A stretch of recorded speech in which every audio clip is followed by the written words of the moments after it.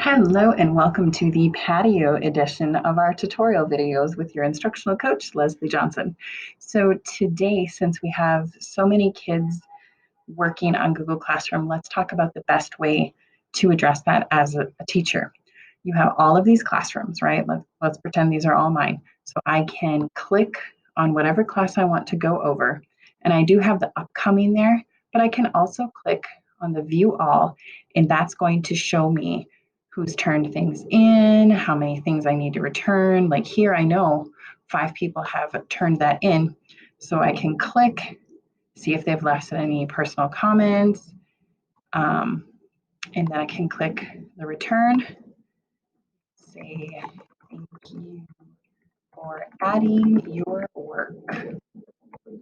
You are awesome, and return. And I think this one is just going to send me back to back to the stream. So I'd have to do that again, go to the view all, and then just continue going through here. But that's a little less overwhelming than going to the stream where we were and scrolling through all of that. Now, to make sure that your classroom is showing you what's been turned in and assigned, remember that's up here with our settings cog.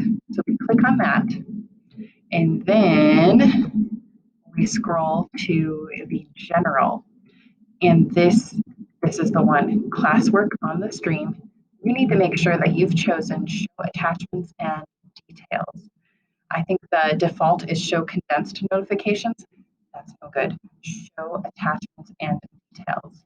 And that, my friends, is how you are going to improve your workflow on Google Classroom. All right, I think that's it for now. If you have any other questions, suggestions, or video requests, please let me know. Thanks for watching.